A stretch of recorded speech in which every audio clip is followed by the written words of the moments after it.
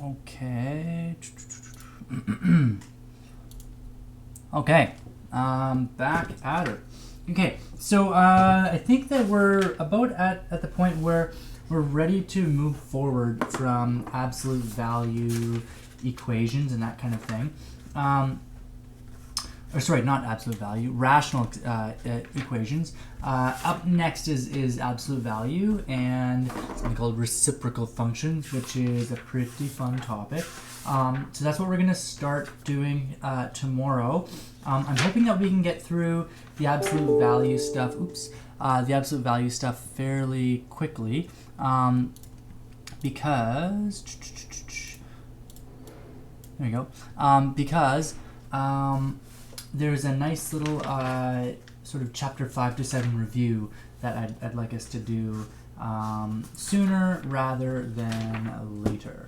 So after that, I just kind of want to give you sort of a brief overview of what you can expect over the next few weeks, because we only have a couple of months left, right? We've got May and June, and then it's officially summer.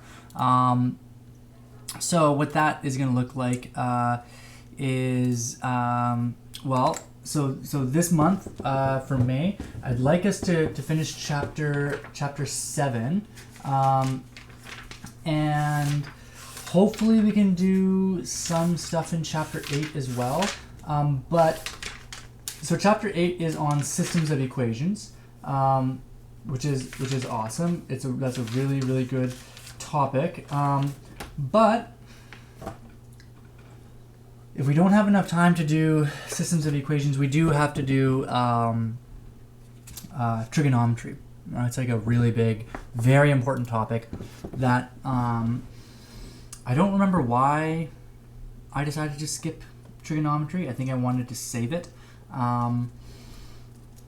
But yeah, so we are going to have to go back and do trigonometry at some point. So it'll certainly be after chapter 7.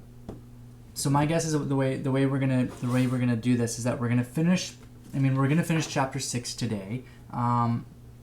Tomorrow we'll start chapter 7. Once we're done chapter 7, then we'll go back. I think it's chapter 2 that is trigonometry. Yeah, chapter 2 is trigonometry. So we'll go back, do chapter 2, and then finish off on chapter 8.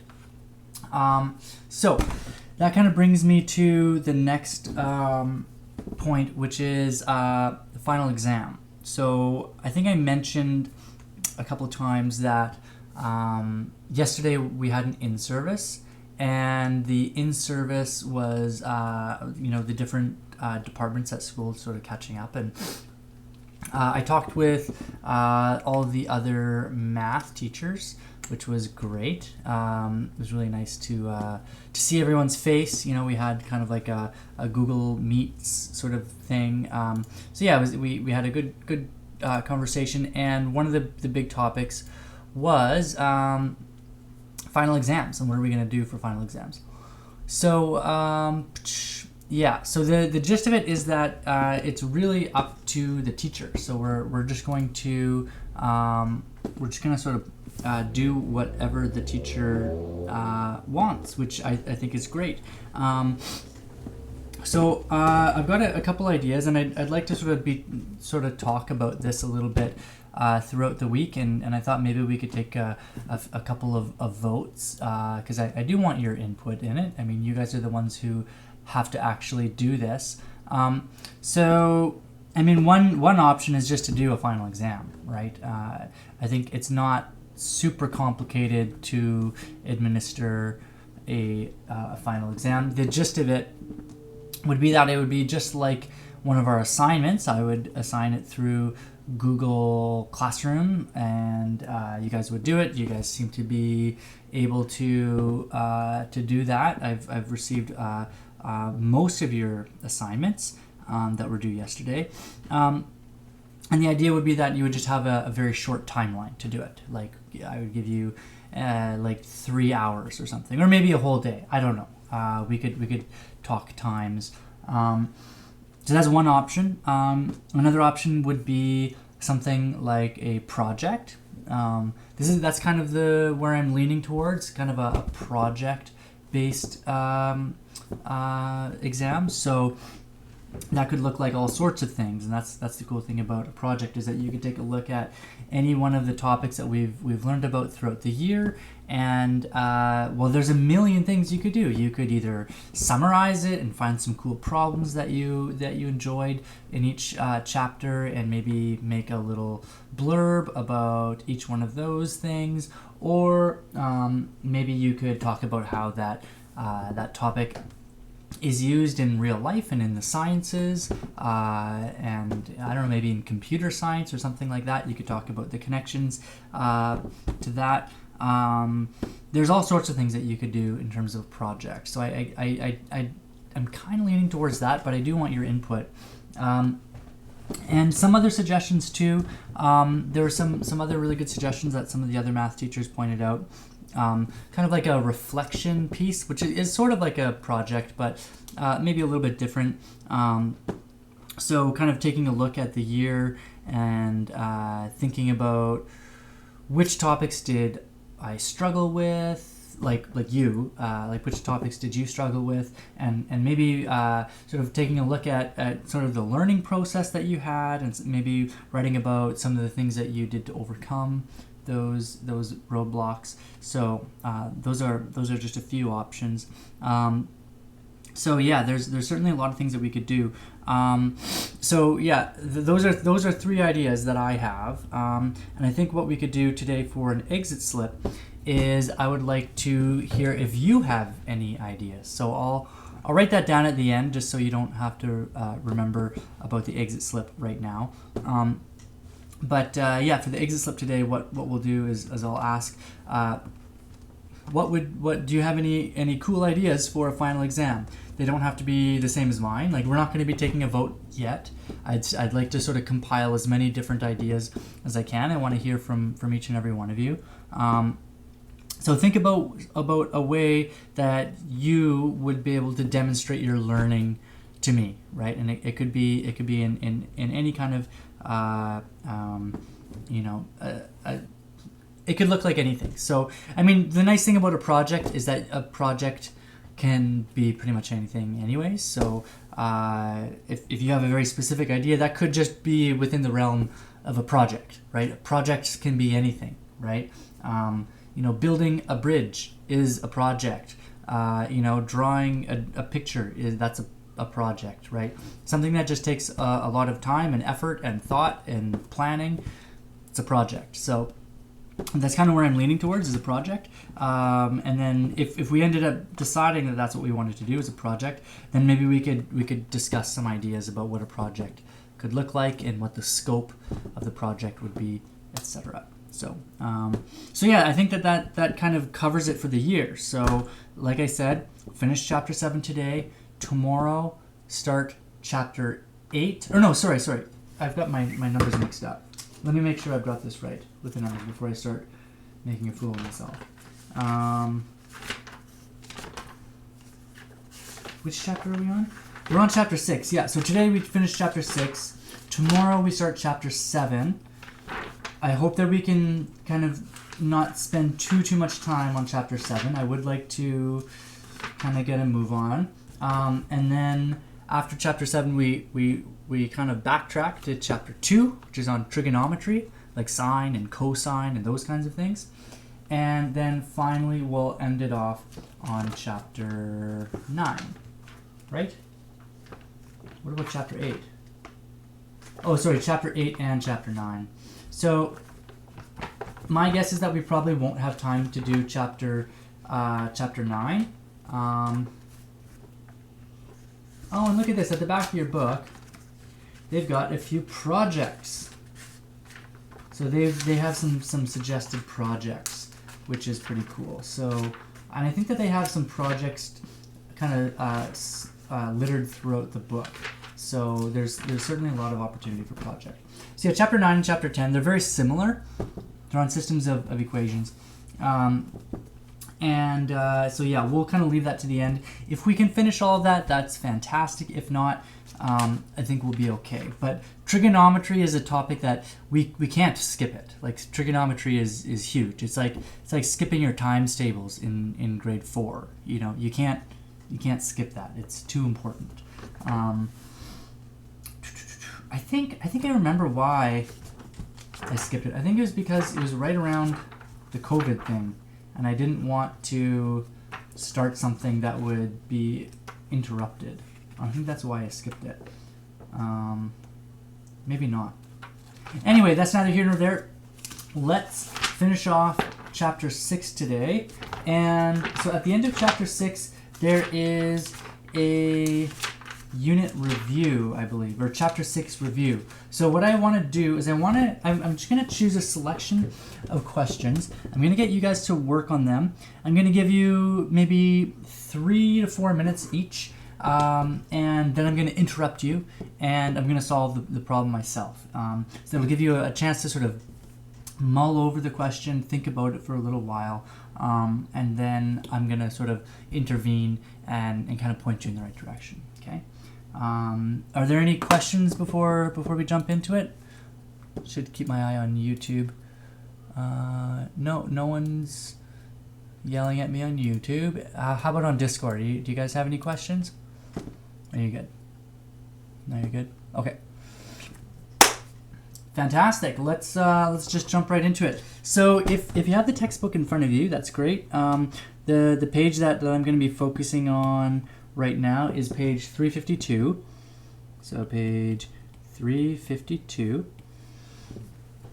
Okay, and I'm just going to sort of jump right on into it.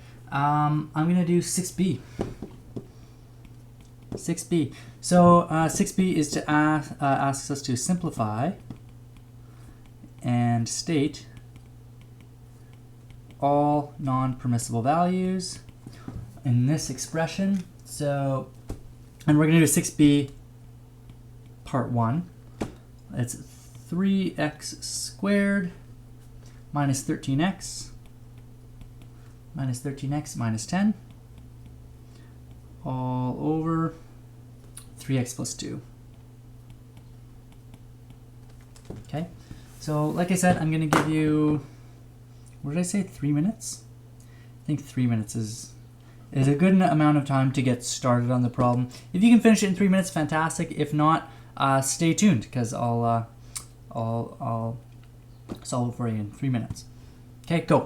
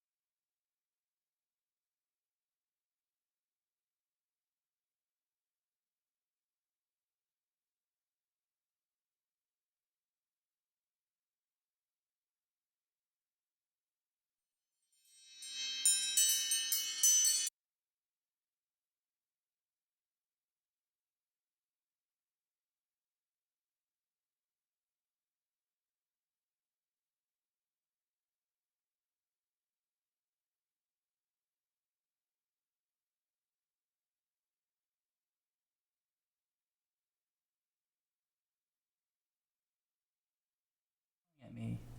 Don't worry, YouTube, I'm back. Yeah, there we are. Yeah, there's the first comment about no sound. Yeah, I was just eating potato chips. I assumed you didn't want to hear me crunching and munching. Okay, so non-permissible values, NPVs. Okay, so we can't have the denominator 0. So 3x minus 2 equals 0. That's a non-permissible value. So that would be 3x equals 2, or x equals 2/3. Okay, so there's my plus, aha, thank you. So this should be minus, and that should be minus as well. Good catch, thanks. Yeah, I wrote that down wrong. So the non-permissible value is x is negative 2/3, and the non-permissible value, oh yeah, that is the non-permissible values. Now let's simplify. So let's see here. I'm going to multiply 3 times negative 10. That's equal to negative 30. I'm going to look for two factors of negative 30 whose sum is negative 13. And I think that's going to be negative 10 and... it'd be nice if we could do that. But negative 10 times negative 3, negative 10 times negative 3, that's equal to positive 30, which we don't have. So I'm going to say negative 15 and positive 2. Right? And that'll give us negative 13. Because negative 15 plus 2 is negative 13. So this first guess did not work. Okay, so let's use this one, and I'm going to turn that negative 13x into negative 15x plus 2x. So I've got 3x squared minus 15x plus 2x and minus 10, and the denominator is 3x plus 2. Okay, now I can factor that numerator. So I'm going to factor out, I guess, a 3x from the first one, and that gives me x minus 5, and I'll factor out a 2 from the next one, so plus 2, and I've got x minus 5, and the denominator is still 3x plus 2. You can probably see what's going to happen here if you haven't finished it already. Now I'm going to factor out an x minus 5. That gives me 3x plus 2, and the denominator is 3x plus 2. And look at that, the whole denominator gets canceled out, and this is equal to x minus 5. Great. And yeah, so you'll notice that the final answer has no denominator, but we still have a non-permissible value, because we're saying that these two things are equivalent, but in this bottom one, well, the non-permissible values, they still exist. X is still not allowed to be equal to negative 2/3, even though if you plugged it in here, like x equals negative 2/3 is okay here, but we're saying that these two things are equal, so it's not okay over here. So not okay here. It's not okay here, which means that if these two things are going to be equal, they have to share the same non-permissible values. Okay, oh, look at all the chat going on YouTube. Hey, guys. Okie dokie. Okay, let's do another question. I'm hoping that we're getting the hang of this. This is a big topic. So yeah, I'm hoping that we're getting the hang of this, because we've been on this for a while now. Oh, I know. How about a multiplying and dividing question? That's a good one. Okay, so this one is 9a still on page 352. Still on page 352. So we're still on page 352 here, and question 9a is to multiply and state all non-permissible values. Okay, so I've got 2p over r times 10q over 8. 8p. 8p. Okay, so multiply these out. This time I'm going to give you 2 minutes because it's kind of a shorter question. Give you 2 minutes for this one. Multiply them out and state all NPVs. Go.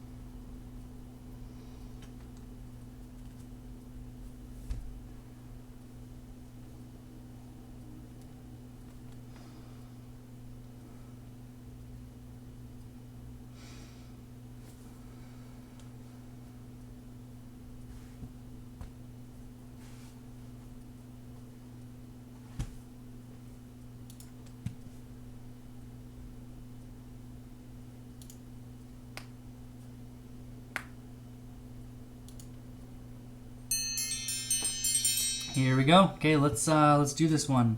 Where did my pencil go? Here he goes. Okay, so let's punch this one in. Okay, let's start with the non-permissible values, and I'll do a different color here. So the NPVs are the following.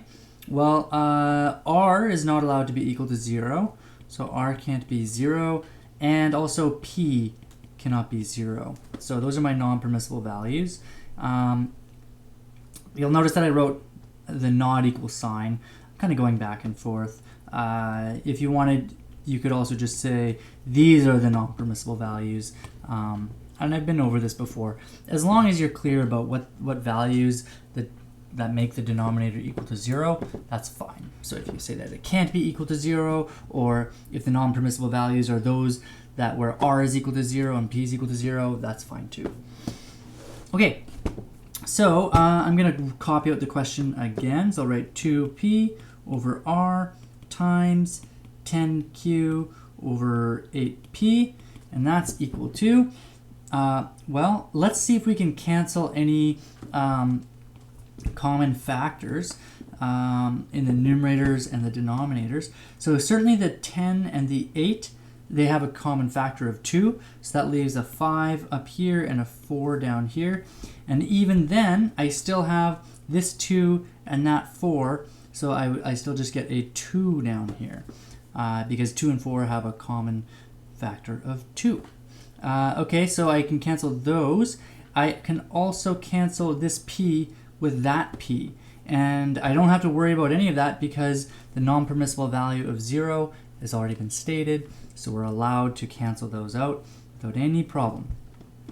And when we're finished all of that, I'm left with, well, on the numerator, all I've got is this 5 and this q, so I've got 5q on top, and I've got this r and that 2, and that's it, so over 2r. So 5q over 2r. That's our final answer. Okay. Yep.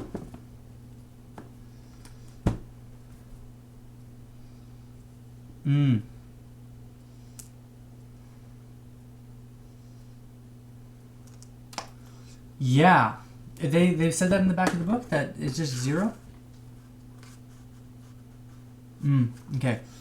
Yeah, no. So just, okay, so if you're on YouTube, a student just asked,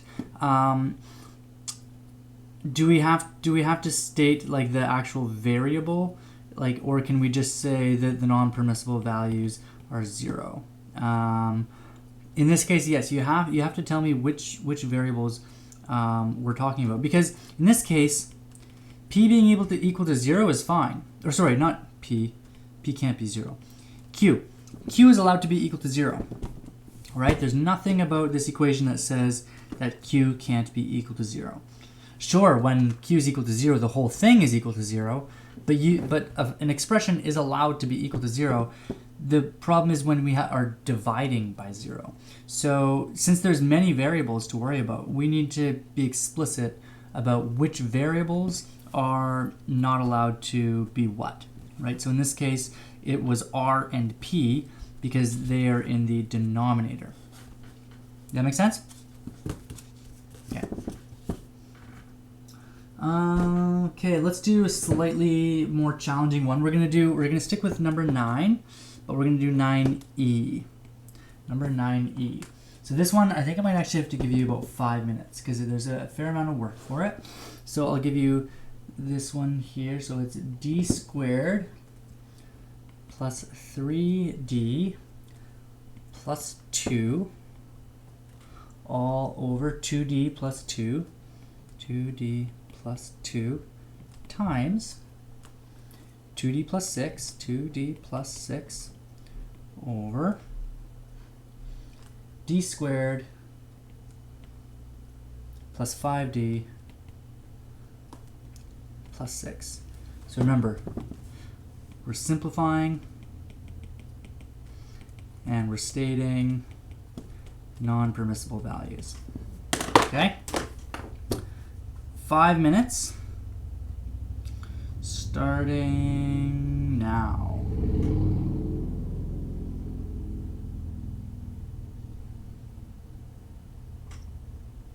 There you go.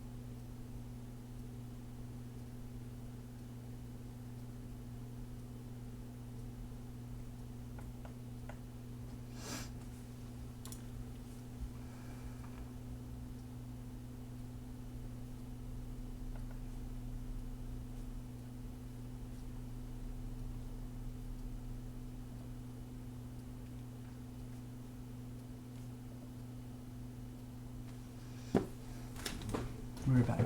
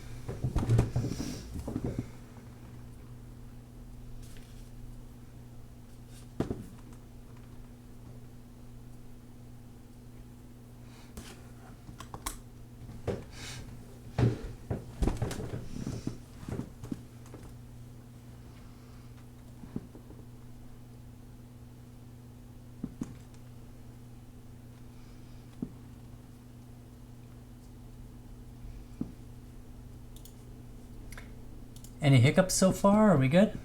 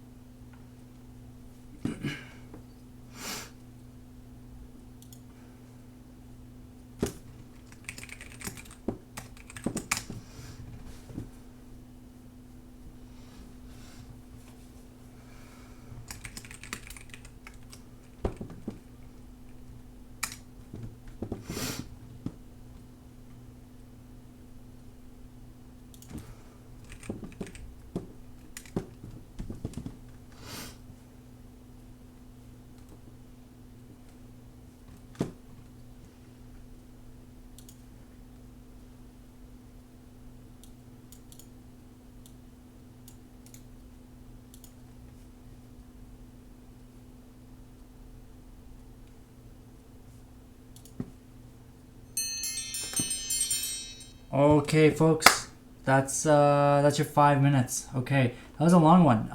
Any thoughts about this one? Like, are we comfortable with this already, or what are we thinking? Any thoughts? Simple. Okay, that's one student thought. It's simple. Yep. So I mean, the idea, the process here is the same, right? So did someone else say something? No. Okay. Okay. So yeah, I mean, it's the same process, right, that we've been doing for quite some time now. So maybe you're getting kind of bored of this type of problem. Okay. So yeah, let's solve this. So I mean, the idea, we factor, we find the non-permissible values, we cancel common factors, and we see what happens. So let's see what happens here. Okay. So I'm going to start factoring some of these guys. So I'm going to factor. We're going to factor that. So that's, I'm going to write it again. D squared plus 3D plus 2. This would be D plus 1 and D plus 2, right? Then I'm going to factor this one.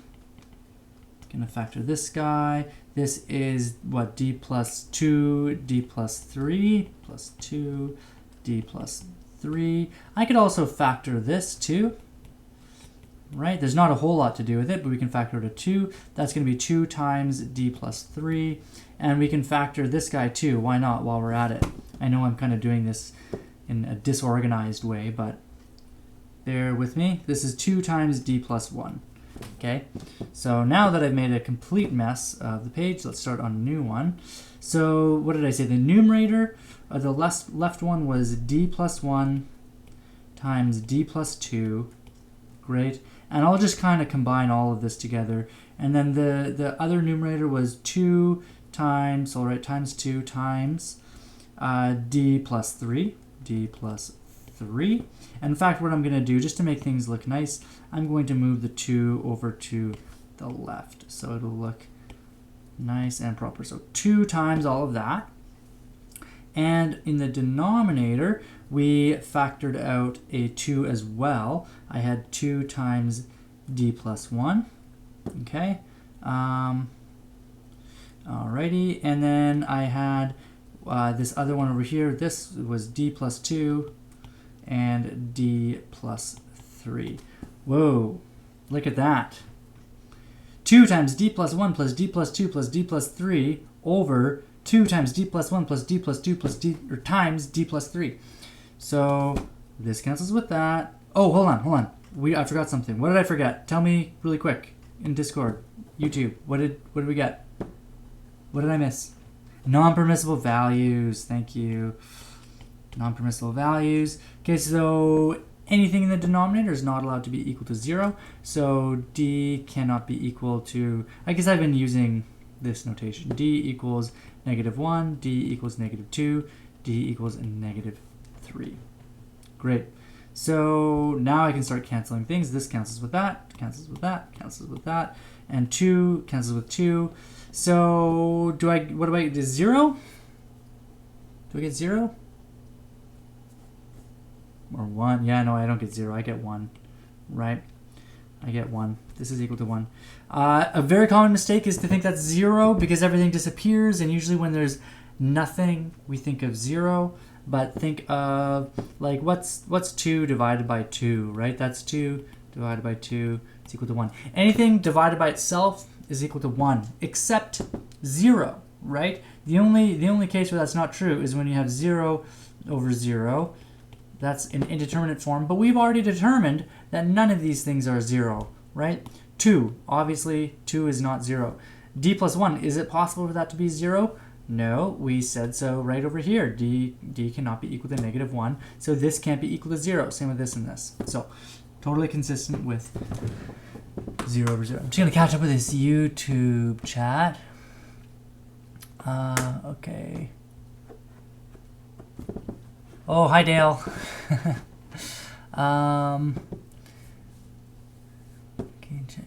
Oh, I remember your pinky. Yeah, it's still broken. Yikes. Oof. Get some physio. Yes. Oh yeah. How do you get physio? I thought physiotherapy was open right now. It is what it is. Yeah, it is 1. Yep. Perfect. Great. Okay, we're all caught up. Okay, okay, we're gonna do one more question. Oh no, we're not. We're pretty much out of time here. For homework tonight. For homework, I'd like you to do, let's say, 4 questions. 4 questions. I'm gonna get you to do, and this is on page 352 and 353. Excuse me. I'd like you to do number 9, F. I'd like you to do number 10E. 10E. Actually, 10D. Let's do D instead. Okay, 10D and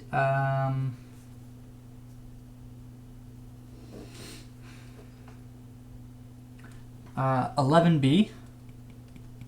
11B. I said 10 questions, right? And then 15F. What did I say? Yeah, 4 questions. So that's 4 questions. 1, 2, 3, 4. 9F, 10D, 11B, and 15F. Okay? So it's a nice little assortment of questions. 9 is, again, more multiplying. 10, I think, is dividing. Yeah, 10 is dividing. 11 is multiplying and dividing. Don't forget about your order of operations here. Okay, and number 15 is adding and subtracting. So for these two, be careful. You need to be cognizant of your order of operations. Okay, and as for your exit slip for today. Okay, so I asked someone in the YouTube chat. I think a couple people came in just a few minutes late on YouTube, which is obviously totally fine, but you may have missed the first thing that I said about the final exam. So just a quick reiteration, math teachers met with it in the math department yesterday during the in-service. We talked about final exams and what the expectations were, and the expectation is that teachers kind of have full reign over what we do. So it's up to my own discretion to administer whatever kind of final exam I see fit. So that, as far as I'm concerned, is best case scenario, because we can do what suits us the most. So what I'd like you to do is I want you to tell me if you have any ideas for a final exam. Okay, and I'll give you an example of 3 ideas that I've had, and they're not all my ideas, but they don't. It doesn't have to be one of these ideas. I'm hoping that by the end of the week we can kind of nail down one particular exam type, and that's what we'll do. I'm thinking that I kind of can foresee 2 different exam types happening at the same time. Like you can maybe have an option of one or the other.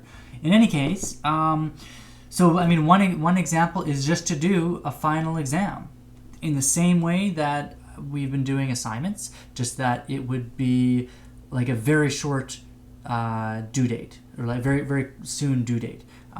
So maybe you would have like 8 hours to do it. So we would schedule it at a particular time. I'd make sure that no other teachers have any conflicts at that time, and I would give it to you like maybe in the morning, and then by like the end of the day or maybe at midnight it's due, and there's no exceptions. You cannot hand it in late. Like it's not that kind of thing. So that would be one example. That's one thing that we could do.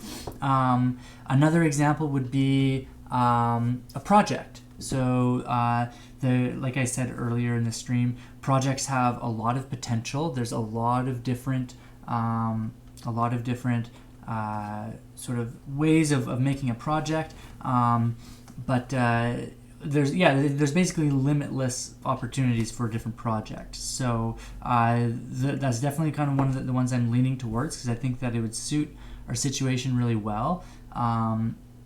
And if we did a project, then maybe we could try to narrow down some of the scope of the project. But that could be one thing, is projects.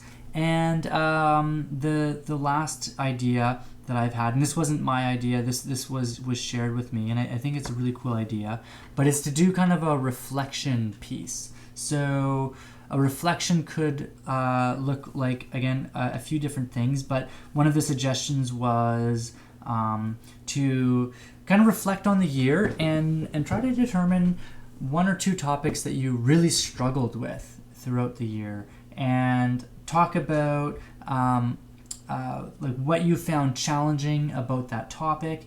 You could try to explain the topic now that in reflection and the pressure is gone. Maybe you've had some time to revisit that topic and really get to the bottom of it, and maybe you can kind of explain your new thinking and identify where you went wrong initially, that sort of thing.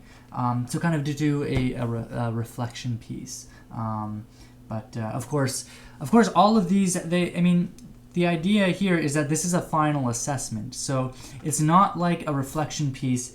Like if you're going to do a reflection piece, it's not like it's going to be, I struggled with question 9F on page 352 because I was distracted playing Minecraft, and turns out the answer is, in the back of the book it's this, done. And it's not going to be like that. I would expect the same amount of effort that would be put into that as you would for studying for a final exam. So it's a final assessment, a big deal, right? So and on the other hand too, with projects tend to blow up in scope, right? So I think sometimes, when you first start thinking about a project, then your imagination goes wild, which is awesome, and that makes a lot of sense in a project-based class, right? I've taught several different subjects in my short teaching career, some of which projects are the essence, and that's pretty much all you do. It's just one big project after another. Like I used to teach art, and in art class you just do projects. That's what you do. Occasionally you do like some like drawing lessons and things, and you work on your skills, but the general purpose of an art class for the most part is projects, learning how to plan for a project and actually execute the project and demonstrate all your patience throughout the duration of the project. Math classes don't like you don't really do too many projects in a math class. It's kind of a specialty sort of thing. But I think but it's definitely possible to do projects, and I have done projects in math class in the past. It's just never been the focus. So what I'm trying to say is that I would really like the project lifespan to be about 1 week, maybe 2 weeks. So like I don't want like all of June to be like project month, right? I don't think that scale of project is going to work for us. I'm thinking a 1 week project would be great, and if you've got like a really big idea, maybe 2 weeks, So yeah. So let me know if you have another idea. If you have an idea for a particular project, let me know. If you think that the final exam is going to work really well too, that's fine. You could also say, maybe your suggestion could be to have options, right? Like maybe the final exam works really well for people. In university, I've been in classes where they give you an option for final assessments, and if there's ever a final exam, like I'm the kind of person that's just sign me up. It's like it's a day, or in a lot of cases a final exam is just a few hours. Like give me that. I'm lazy. I just want to do the one that's going to take the least amount of time. A final exam isn't going to take that much time in comparison to a project, right? So maybe you want to do the final exam, right? I can think of a lot worse things than a final exam. I know final exams are very seldom is that someone's favorite thing, right? It's usually something that people don't like. So, but some people do like it, or at least people think that I'd rather have my own time. Projects tend to take lots of time, right? So if you're not feeling the project, maybe you want to do the final exam, but you recognize that not everyone wants to do the final exam. So maybe your suggestion could be to have options, so that maybe you could have a final exam if you want, but then if you're not interested, you could do a project. So so those are I guess that's where we're at right now, is either doing a final exam or a project or a reflection piece, what have you. Okay, so let me know what you think in the exit slip today. Please fill it out. If you don't have any ideas either, just say that. It's more important that you fill out the exit slip. Well, I shouldn't say it's more important, but it's really important that you fill the exit slip. Okay. So yeah, I guess I went a little over time here, but I think this is important material to talk about. So I'm gonna go. I'm just gonna show you some quick cat shots before we end this. How do I do that again? Here we go. Okay. So there is Kima just taking a little cat nap. She likes to do that on top of the records. It's a very nice place to take a nap. And here's Goose right here. I gotta flip this upside down. Right by my side on this chair. So that's her chair. You can tell that's her chair because of all the gross cat hair. This chair gets kind of disgusting until we vacuum it, but no one really sits on it except for the cats, so I guess it's fine. Alrighty. Yeah, I'm gonna go.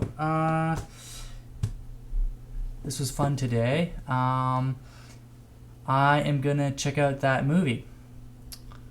What is it called again? If I Stay. I'll take a look. Okay, any thoughts before I go?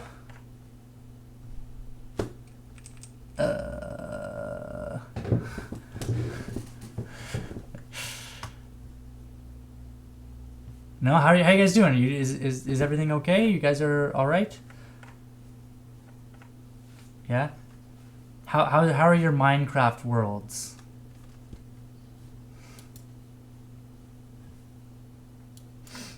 Oh, you switched over to Roblox. Okay. I heard Roblox was just hacked. Did you hear that?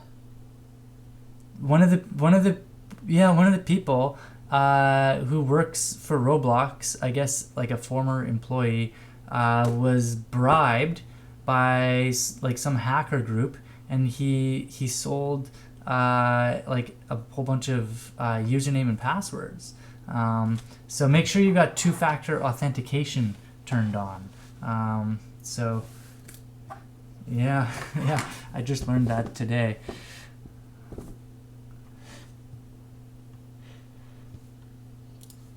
Because with Roblox you have currency, right? Oh, well,